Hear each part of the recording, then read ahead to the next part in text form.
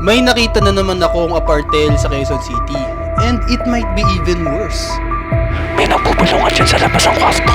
Ayan, kaya pinuntahan ko from Pasig to QC. Layo, di ba? Nandito na ako sa tapat ng apartel, so ayan siya sa likod ko.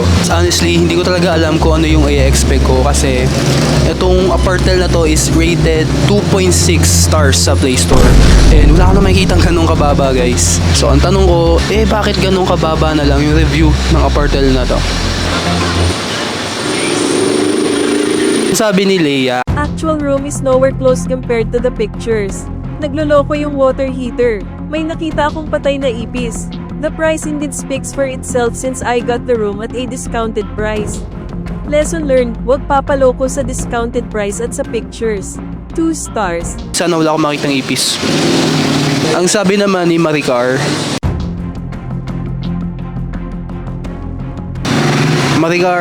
okay lang yan.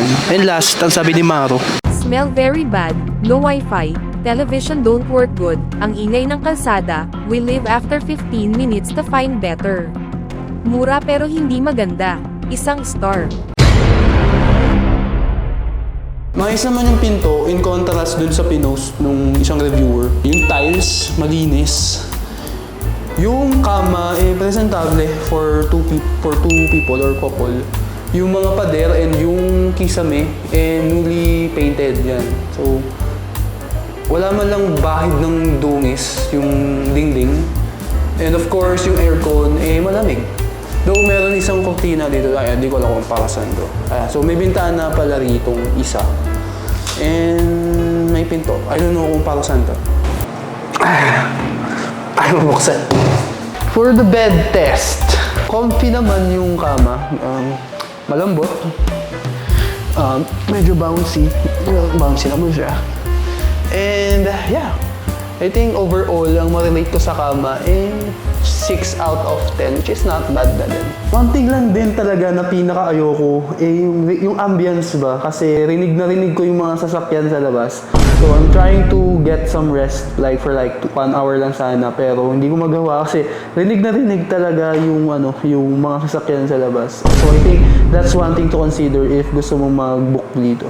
Ayan, para sa banyo, sobrang lawak, guys. Ayan, pahaba siya and yung bowl is presentable.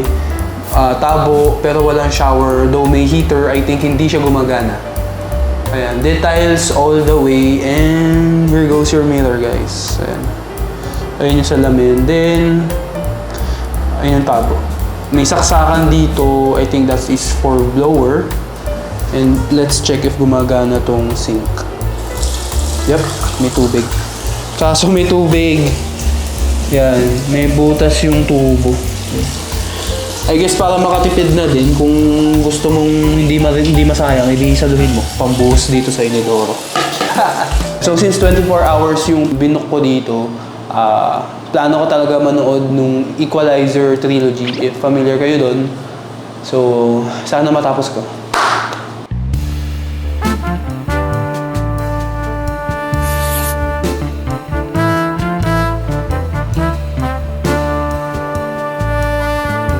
Ayan, guys. Ayan, medyo muulan pa, pero ayan, so lakas pa nga ng ulan. Ayan, babasa yung equipment ko. Pero ayan, to be fair nga dun sa apartel, hindi siya ganun kasama. Maayos siya, maayos. One thing lang na ayoko talaga yung ingay, rinig sa loob. Guys, isilong muna ako. Woo!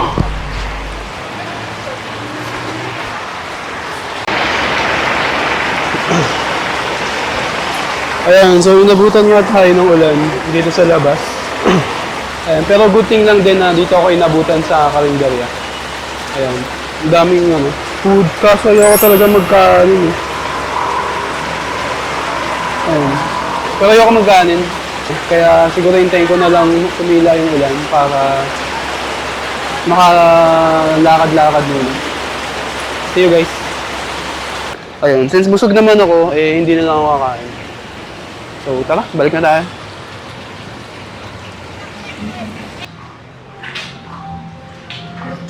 Sa room 8 po. Room 8? Room 8? Room 8 kayo, sir? Room 8. Yung sa dalawang hotel? Okay. Time check, 8 p.m. 8 8 na ng gabi. Lumabas ako, bubili sana ako ng pagkain. Kaso nga, inabutan ako ng malakas na ulan. So, higit kumulang 30 minutos yung hinintay ko doon. Sumilong ako. Ginawa ko, bumalik na lang ako dito. Tinakbo ko na lang. Ayan, so I guess, ang gagawin ko na lang, mag-ayos, maligo, sipilyo, maghilamos. Kasi kailangan ko na rin maligo, gawa ng naulanan niya ako. So, see you guys.